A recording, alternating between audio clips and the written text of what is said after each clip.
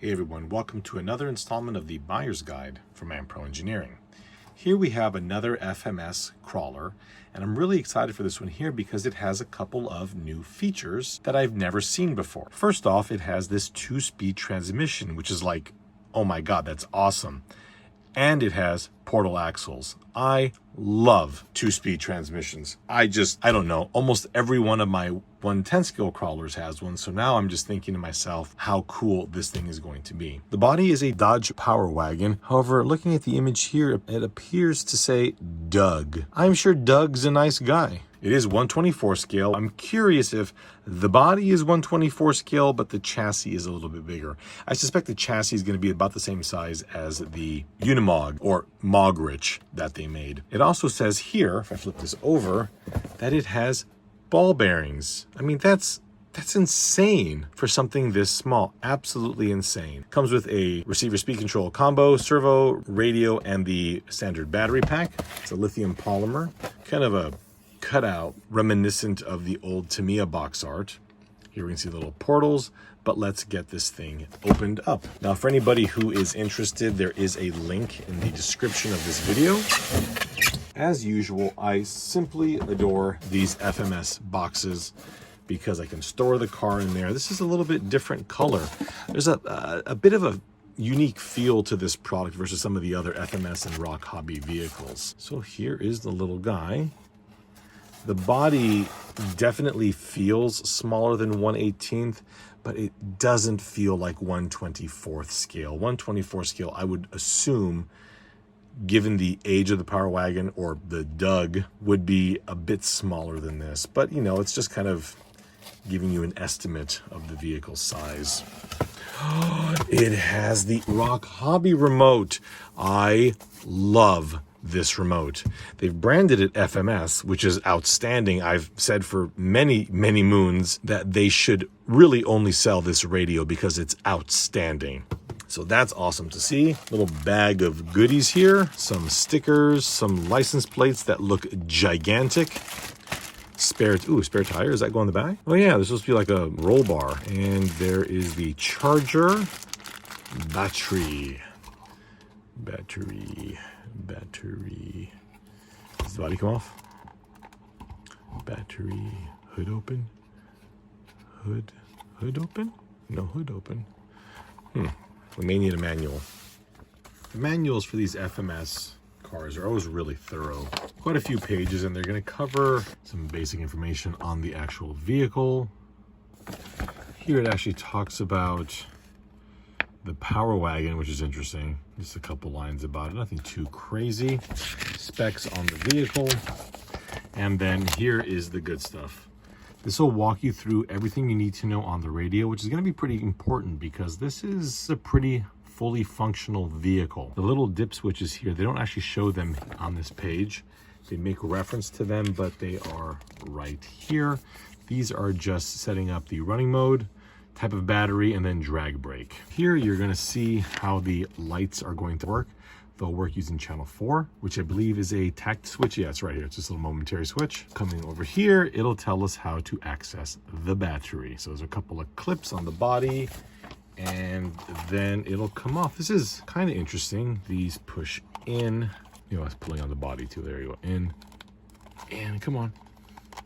Okay, now it's off. Okay, so the headlights are stuck there. Here's the battery, and the battery is actually strapped in with this little elastic band. Not in love with that, I have to admit.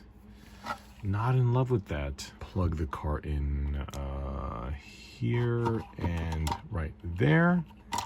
Here's the FMS ESC/receiver. Like I said, I really like these quite a lot. They are very fully functioned. Do we have taillights on this vehicle? No taillights. Anyway, let's put some batteries in here. To do that, you just slide this little door open. They're usually a little bit stiff. Put in 4 AAAs. We'll plug that in there.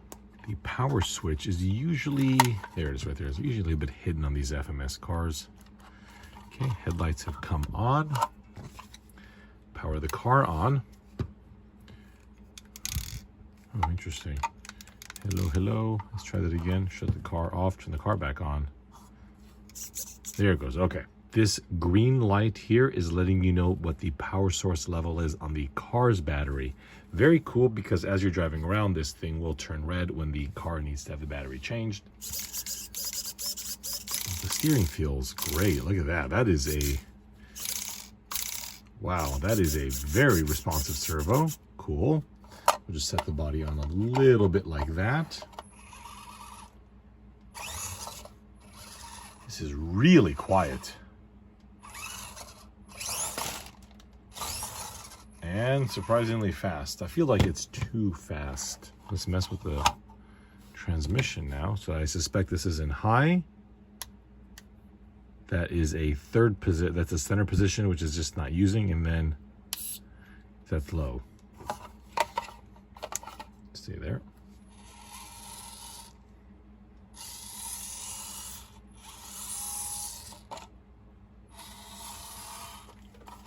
I feel like it could have had a lower low and a lower high.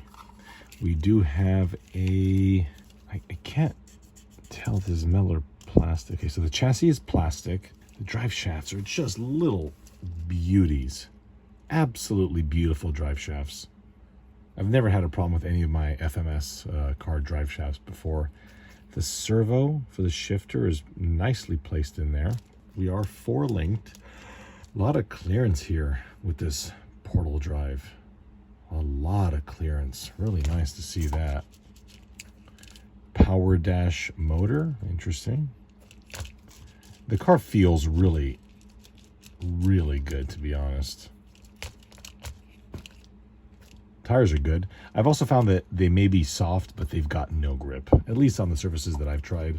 Okay, let's go ahead and park the body back on top. We will plug in the lights again. I'll show you how the headlights work. There we go. So that's back in there. Kind of surprised that they weren't able to make the hood operate. There's also no interior in this car, which is really unlike FMS. Okay, so there it is.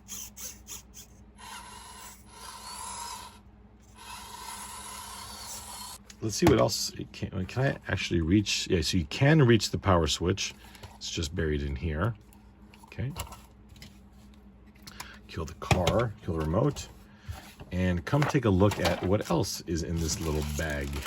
So we do have a roll cage. Here's some spare shock collars to adjust the shock spring rate. Very cool. I think this will go together pretty simply with a couple of screws, and it's going to drop into these little receptacles there. So there's a fuel tank, which appears to...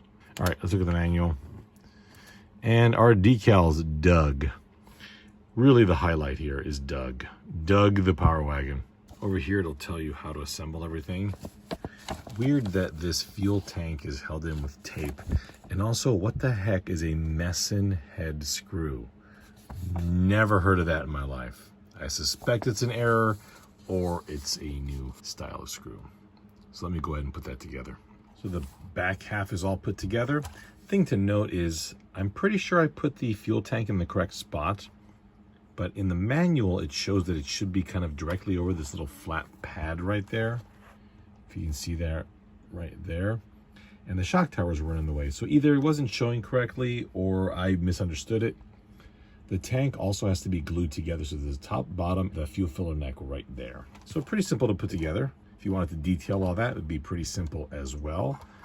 I'm curious to take this for a spin. To me, it feels a lot better than the Mogrich. I don't know why, but it seems to.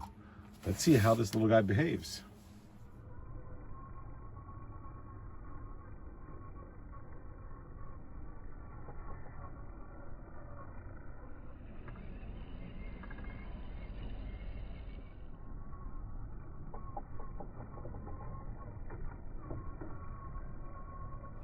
To make it go like, you know, like 50 yards in the air, just like kept like it felt like it sounded like a rail gun, but it was just pulses of light.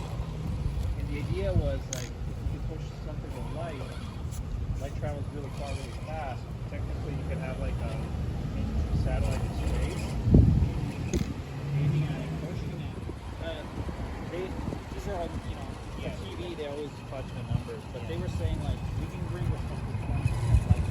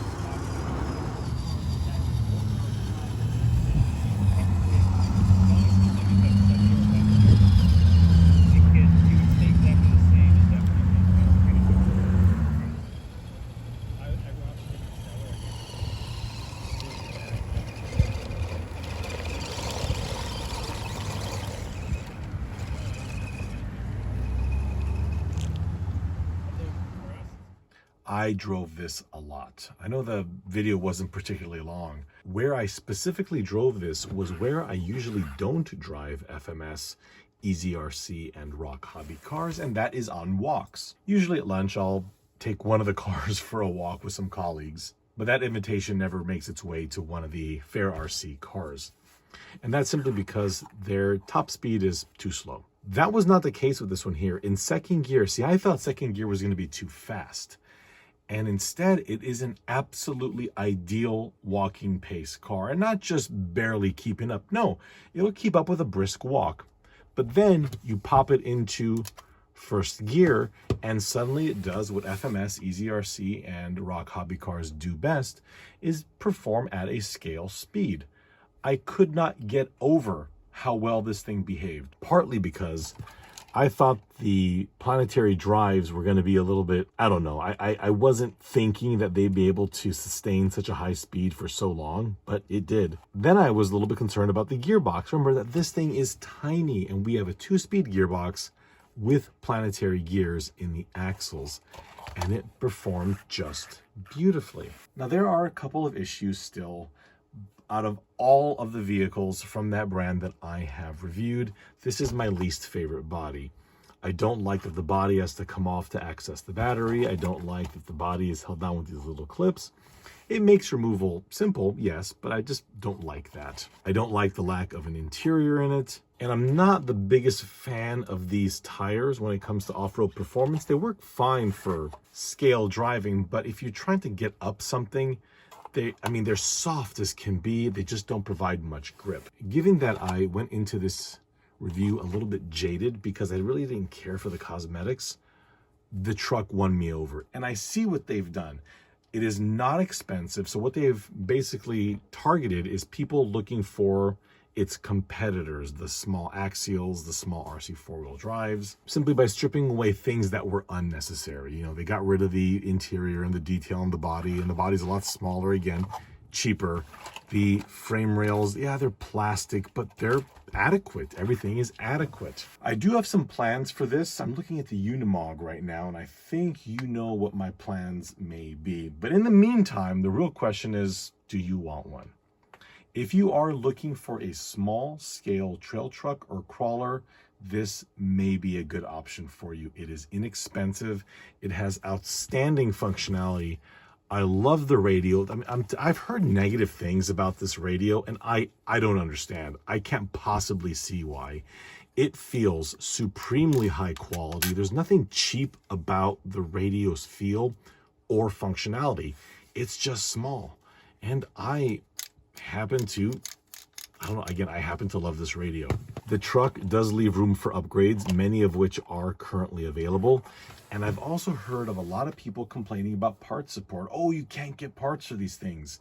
Again, not true. Fair RC has everything available for this vehicle. So whether you want to buy a replacement part or an upgrade part, or add a 2-speed transmission to, I don't know, something Unimog or K10 shaped, you can do that. So in fact, I'm going to have a video on the spare parts availability for this and its brothers and sisters from Fair RC. So I will cover that very, very soon. If you are looking at buying an RC car in general and you're kind of new to the hobby, I'd stay away. It may make you think that it can do more than it actually can, and I feel like you'll be a little bit disappointed. For your first RC car, you'll want something a little bit bigger. But if you are perhaps looking for an RC car, especially for an indoor environment, this is absolutely outstanding, and it will completely be usable outdoors. My friends, thank you all so much for watching this video review. Please stay tuned for lots more from Ampro Engineering, and I think you'll be seeing this guy pretty soon. It'll just look a little different. We'll see you next time.